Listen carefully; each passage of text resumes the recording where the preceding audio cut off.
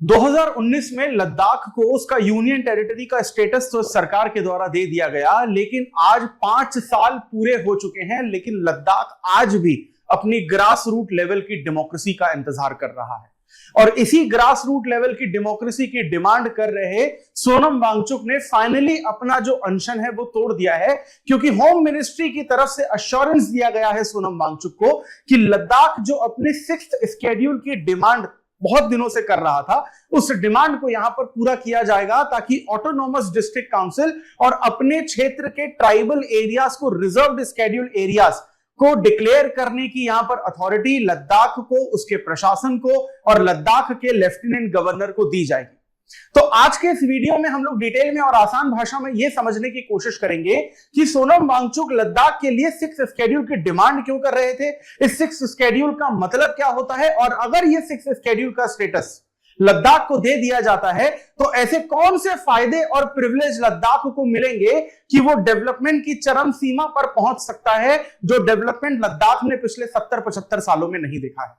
Welcome to Chahal academy, this is Anubhav Deepani. तो यहां पर हमें सबसे पहले बात करनी पड़ेगी सोनम वांगचुक की, क्योंकि ये बहुत दिनों से अनशन में बैठे थे कि इन्हें ऑटोनॉमस काउंसिल या फिर ऑटोनॉमस अथॉरिटी लद्दाख के लिए चाहिए, क्योंकि 2019 में जब Jammu Kashmir reorganisation act home ministry के द्वारा लाया गया था पार्लियामेंट में, और जब इसे पास किया गया था प्रेसिडेंट प्रोविजन के द्वारा 370 हटाया गया था, तो जम्मू कश्मीर को स्टेट से यूटी बना दिया गया था विथ लेजिस्लेटिव असेंबली, और लद्दाख को यूनियन टेरिटरी बनाया गया था विदाउट लेजिस्लेटिव असेंबली, यानी सेंट्रल गवर्नमेंट और प्रेसिडेंट के अंडर रखा गया था, और लेफ्टिनेंट गवर्नर यहां पर अपॉइंट किए गए थे। लेकिन लद्दाख के लोगों का और कुछ प्रोमिनेंट लीडर्स का यहां पर यह कहना था कि लद्दाख के कुछ ऐसे ट्राइबल एरियाज हैं जहां पर कल्चर का प्रोटेक्शन बहुत ज्यादा जरूरी है, और लोकल लोगों का अपॉइंटमेंट होना ऑटोनॉमस डिस्ट्रिक्ट काउंसिल में जरूरी है, जो लद्दाख की लोकल प्रॉब्लम्स को अपने हिसाब से सॉल्व कर सके। क्योंकि पिछले कुछ सालों में टूरिज्म जिस तरीके से लद्दाख में बढ़ा है, तो सस्टेनेबल डेवलपमेंट के नजरिए से यह बिल्कुल भी सही चीज नहीं है, और हम लोग लद्दाख में जाकर भी अब प्लास्टिक फैला रहे हैं, वहां के इको सेंसिटिव जोन्स को यहां पर बर्बाद कर रहे हैं। तो सबसे पहले हमें यहां पर यह समझने की जरूरत है कि शेड्यूल 6 का मतलब क्या होता है। देखिए, जब भी हम लोग 6th शेड्यूल की बात करते हैं किसी भी एक स्टेट या किसी भी रीजन में, तो उस एरिया के, उस रीजन के जो ट्राइबल एरियाज होते हैं जहां पर जनजातियां रहती हैं, उनको ऑटोनॉमी दे दी जाती है, यानी कि सेल्फ गवर्नेंस उनको दे दी जाती है। यानी लोकल लेवल पर, ग्रास रूट लेवल पर किस तरीके के कानून बनाए जाएंगे और किस तरीके के कानून इंप्लीमेंट किए जाएंगे, ये वो ऑटोनॉमस डिस्ट्रिक्ट काउंसिल तय करती है, और इसे ही हम लोग ऑटोनॉमस पावर कहते हैं। उदाहरण के तौर पर ऐसे समझ सकते हैं कि आपने अपने ग्रेजुएशन के वक्त बहुत सारी ऑटोनॉमस यूनिवर्सिटीज या ऑटोनॉमस कॉलेजेस का नाम सुना होगा, जिसमें वो सिलेबस भी खुद ही डिसाइड करते थे, एग्जामिनेशन पेपर भी खुद ही डिसाइड करते थे, किस तरीके के प्रैक्टिकल मार्क्स होंगे वही डिसाइड करते थे, अपना बजट भी वही डिसाइड करते थे, और कहां पर कितना पैसा खर्च किया जाएगा इस पर उस कॉलेज या यूनिवर्सिटी का ही पूरा अधिकार होता था। इसी तरीके का पूरा अधिकार लद्दाख अपने ग्रास रूट लेवल डेवलपमेंट के लिए चाहता है, जिसे हम लोग शेड्यूल 6 के नाम से जानते हैं। क्योंकि लद्दाख का कल्चर कहीं ना कहीं इंडिया के बाकी कल्चर से अलग है, क्योंकि लद्दाख में जो रहने वाले लोग हैं उनकी रेस या ब्रीड भी अलग है बाकी नॉर्थ इंडियन से, और उन्हें तिब्बतन मंगोलॉइड्स के नाम से जाना जाता है। और लद्दाख के लोगों का यह मानना है कि अगर उन्हें वो ऑटोनॉमस डिस्ट्रिक्ट काउंसिल नहीं दी गई तो वो अपने कल्चर को प्रोटेक्ट नहीं कर पाएंगे, जो उन्हें जमीनी स्तर से, जड़ों से जोड़े रखता है। यानी कि एक तरीके से हम ये कहते हैं कि 6th शेड्यूल की डिमांड डिसेंट्रलाइजेशन की डिमांड है, यानी लद्दाख के लोग ये चाहते हैं कि लद्दाख से संबंधित या रिलेटेड जो भी कानून है उसे सिर्फ और सिर्फ प्रेसिडेंट या सेंट्रल गवर्नमेंट ना बनाए। जिस तरीके से फुल फ्लेजेड स्टेट्स में लोकल सेल्फ गवर्नमेंट है पंचायत और नगर पालिका के नाम से, उसी तरीके से लद्दाख में भी यहां पर ऑटोनॉमस डिस्ट्रिक्ट काउंसिल की जो डिमांड है उसे उठाई गई थी। क्योंकि जिस तरीके से पंचायत नगर पालिका के बारे में हम ये कहते हैं कि ये डेवलपमेंट को आगे लेकर जाता है, क्योंकि लोकल प्रॉब्लम्स को किस तरीके से सॉल्व किया जाएगा ये लोकल लोगों से बेहतर और कोई नहीं जानता। तो सेम तरीके की मेंटालिटी लद्दाख की भी है डेवलपमेंट को लेकर। अब अगर हम लोग यहां पर 6th शेड्यूल के प्रोविजन की बात करें, तो वो सबसे पहले आपको आर्टिकल 244 क्लॉज 2 में देखने को मिलता है। इस आर्टिकल के तहत हमने ऑलरेडी आसाम, मेघालय, त्रिपुरा और मिजोरम जैसे स्टेट्स को 6th शेड्यूल दे रखा है। मतलब पूरे के पूरे स्टेट में नहीं है, लेकिन कुछ क्षेत्रों में है जहां पर आपको ट्राइबल एरिया ज्यादा देखने को मिलती है। अब इस 6 शेड्यूल से ये जो ऑटोनॉमस डिस्ट्रिक्ट काउंसिल होती है, इनको बहुत सारे अलग अलग क्षेत्रों में कानून बनाने का जो अधिकार है मिल जाता है, जिसमें वो जमीन से रिलेटेड कानून बना सकते हैं, फॉरेस्ट मैनेजमेंट से रिलेटेड कानून बना सकते हैं, लेकिन उसमें रिजर्व्ड फॉरेस्ट को ऑब्वियसली यहां पर इंक्लूड नहीं किया जाता, क्योंकि वो तो फॉरेस्ट एक्ट और वाइल्ड लाइफ प्रोटेक्शन एक्ट के अंडर आता है। यहां तक कि प्रॉपर्टी इनहेरिटेंस का भी जो कानून है वो लद्दाख की ऑटोनॉमस डिस्ट्रिक्ट काउंसिल बनाएगी, क्योंकि हर अलग अलग ट्राइबल कम्युनिटी के प्रॉपर्टी, मैरिज, डिवोर्स से रिलेटेड अलग अलग तरीके के कानून होते हैं। और यहां पर यह ज्यादा चीज जरूरी है कि जो भी कानून इस काउंसिल के द्वारा बनवाया जाएगा उसमें गवर्नर का जो अप्रूवल है, यानी लद्दाख के लिए लेफ्टिनेंट गवर्नर कहना ज्यादा बेहतर होगा, वहां पर यह लेफ्टिनेंट गवर्नर का परमिशन जरूरी होता है। प्लस जो एडमिनिस्ट्रेशन है यहां पर विलेज लेवल पर, डिस्ट्रिक्ट काउंसिल, कोर्ट के लेवल पर यहां पर बनाया जाएगा, यानी कि शेड्यूल ट्राइब के जितने भी डिस्प्यूट्स होंगे वो ये डिस्ट्रिक्ट काउंसिल कोर्ट जो है उसको यहां पर सॉल्व करेगी। और जो सीरियस क्रिमिनल केसेस होंगे उसमें डेथ वाला जो सीन होता है, कैपिटल पनिशमेंट का या इंप्रिजनमेंट का जो बेसिकली क्लॉज होता है,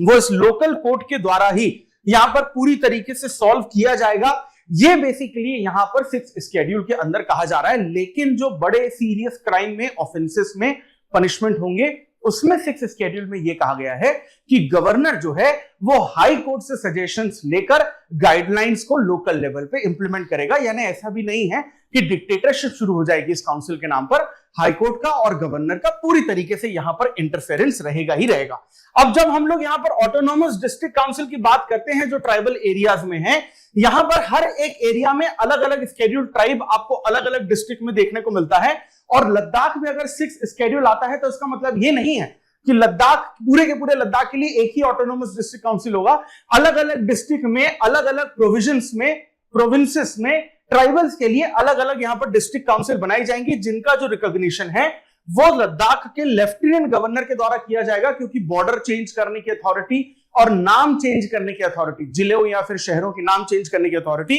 6 शेड्यूल के अंडर यहां पर गवर्नर को ही मिलेगी। और जो ये डिस्ट्रिक्ट रीजनल काउंसिल बनाई जाएगी इसमें कुल मिलाकर 30 मेंबर होते हैं, जिसमें 4 मेंबर्स को गवर्नर के द्वारा नॉमिनेट किया जाता है और जो बाकी बचे 26 मेंबर हैं लोकल लोगों के द्वारा डायरेक्ट वोटिंग के नाम पर यहां पर उन्हें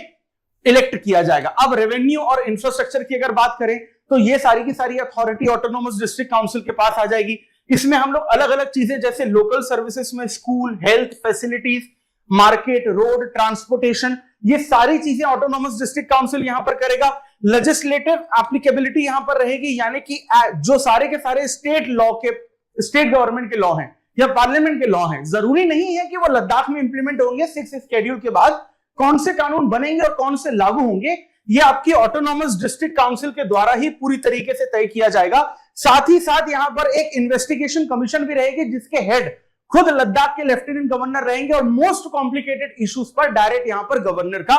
इंटरफेरेंस आपको रहने को मिल सकता है। अब अगर 6 शेड्यूल इंप्लीमेंट होता है तो सबसे ज्यादा फायदे की बात डेवलपमेंट और कल्चर के प्रोटेक्शन के अलावा यह रहती है कि लोकल रिप्रेजेंटेशन जो है वो ज्यादा मिलेगा। यानी लद्दाख के लोग जो पिछले 70 सालों से जिन्हें यह मौका नहीं मिला कि इस देश और अपने क्षेत्र के डेवलपमेंट में वो जो पार्टिसिपेट नहीं कर पाए, अब उन्हें वो पार्टिसिपेशन की इक्वल अपॉर्चुनिटी देखने को मिलती है। जो लोकल लेवल पर कम्युनिटीज या ट्राइब्स के कंफ्लिक्ट हैं वो ऑटोनॉमस डिस्ट्रिक्ट काउंसिल अपने हिसाब से बेहतर तरीके से सॉल्व इसलिए कर पाएगी क्योंकि लोकल लोग ही लोकल लोगों की प्रॉब्लम्स को सॉल्व करेंगे। दिल्ली में बैठा सुप्रीम कोर्ट या किसी दूसरे स्टेट में बैठा हाई कोर्ट उस grass root level tribal complications को नहीं समझ सकते, क्योंकि कागज पे दिक्कतें अलग होती हैं, जमीनी स्तर पर समस्याओं का चेहरा बहुत ज्यादा अलग बदल जाता है। प्लस इसके अलावा इकोनॉमिक डेवलपमेंट और सोशल जस्टिस ये ऑटोनॉमस डिस्ट्रिक्ट काउंसिल शायद बेहतर तरीके से यहां पर चेंज पे लाद पाए। अब अगर हम लोग यहां पर चैलेंजेस की बात करते हैं तो देखिए सबसे पहली जो दिक्कत यहां पर यह है कि जो 6 शेड्यूल अगर इंप्लीमेंट किया जाता है तो यहां पर लोकल पॉपुलेशन के पास कई बार ऐसा होता है कि लैक ऑफ अवेयरनेस होता है। कई बार उन्हें यह समझ में नहीं आता कि प्रॉब्लम कैसे सॉल्व करना है। वो डेमोक्रेसी को कई बार डिक्टेटरशिप की तरह ट्रीट करने लगते हैं कि ये हमारा क्षेत्र है और हम लोग इसको अपनी तरीके से रखेंगे और अपनी समस्याओं को अपनी तरीके से ही सॉल्व करेंगे। सरकार को इस बात का डर होता है कि डेमोक्रेसी के नाम पर ये अगर डोमिनेंस क्रिएट कर लेते हैं तो कुछ लोग ऐसे ना हो जिनके साथ किसी भी तरीके का डिस्क्रिमिनेशन हो जाए या फिर यहां पर किसी तरीके का किसी का एक्सप्लॉयटेशन या फंडामेंटल राइट्स का वायलेशन हो जाए। Plus autonomy versus state control का भी यहां पर एक बहुत बड़ा इशू है क्योंकि कई बार इस ऑटोनोमस डिस्ट्रिक्ट काउंसिल की वजह से स्टेट गवर्नमेंट का कंट्रोल जब उस पर पूरी तरीके से खत्म हो जाता है तो कई बार हमें वहां पर एंटी नेशनल एक्टिविटीज जो है वो भी देखने को मिल सकती है। नॉर्थ ईस्टर्न स्टेट्स में किस तरीके से इंसर्जेंसी इंक्लूड हुई है, उसमें कहीं ना कहीं जो ऑटोनोमस डिस्ट्रिक्ट काउंसिल है वो भी काफी ज्यादा यहां पर इफेक्ट रहे हैं। प्लस गवर्नमेंट यहां पर रिप्रेजेंटेशन तो दे रही है, लेकिन ऐसा ना हो जाए कि कुछ लीडर्स का ही वहां पर डोमिनेंस हो जाए रिप्रेजेंटेशन में, और जिन बैकवर्ड ऑफ द बैकवर्ड लोगों के लिए ये 26 लोग इलेक्ट किए जाने थे रिप्रेजेंटेशन के नाम पर, ऐसे चांसेस हैं कि शायद उन तक वो रिप्रेजेंटेशन पहुंच ही ना पाए। अब प्रॉब्लम यह है कि ट्राइबल पॉपुलेशन भले लद्दाख में कम है, लेकिन फिर भी कम होने के बावजूद डाइवर्सिटी और वैरायटी आपको यहां पर बहुत ज्यादा देखने को मिलती है, क्योंकि कुल मिलाकर यहां पर 13 अलग अलग तरीके की ट्राइब्स हैं, जिसमें दिमासा, कुकी, जेमे, हमर और करबी जैसी आपको इंपॉर्टेंट ट्राइब्स देखने को मिलती हैं, जो कि बेसिकली आपस में और कंफ्लिक्ट क्रिएट कर सकती हैं कि किसे ज्यादा रिप्रेजेंटेशन मिलेगा और किसे यहां पर कम। अब अगर हम लोग यहां पर बात करें कि इसको किस तरीके से सॉल्व किया जा सकता है वे फॉरवर्ड में, तो सबसे पहले यहां पर ऑटोनोमस डिस्ट्रिक्ट काउंसिल को बहुत ज्यादा पावरफुल बनाना जरूरी है, ऑटोनोमस बनाना जरूरी है, लोगों को अवेयर करना जरूरी है, पॉलिटी, कॉन्स्टिट्यूशन, लॉ क्या कहता है इस बारे में शिक्षित करना जरूरी है। जो डिस्पैरिटीज फैली हुई है वहां पर उनको पूरी तरीके से एलिमिनेट करना पड़ेगा, जो एक्सपैंडेशन कवरेज है वो यहां पर लाना पड़ेगा। ऑटोनॉमी अगर बढ़ती है तो यहां पर जो लोकल लोगों का पार्टिसिपेशन है वो ज्यादा से ज्यादा यहां पर होना चाहिए। और इसी 6 स्केड्यूल से रिलेटेड आप लोगों के लिए यहां पर एक क्वेश्चन है जिसमें आपसे पूछा जा रहा है, which of the following statements regarding the 6th schedule of the Indian Constitution is or are correct? Number 1, it provides for the establishment of autonomous district council in certain northeastern states. The council have the autonomy to legislate on matters related to land resources and social customs. The provisions of the 6th schedule apply to all the states in India without exceptions. इसमें से A, B, C, D कौन सा सही जवाब है comment section में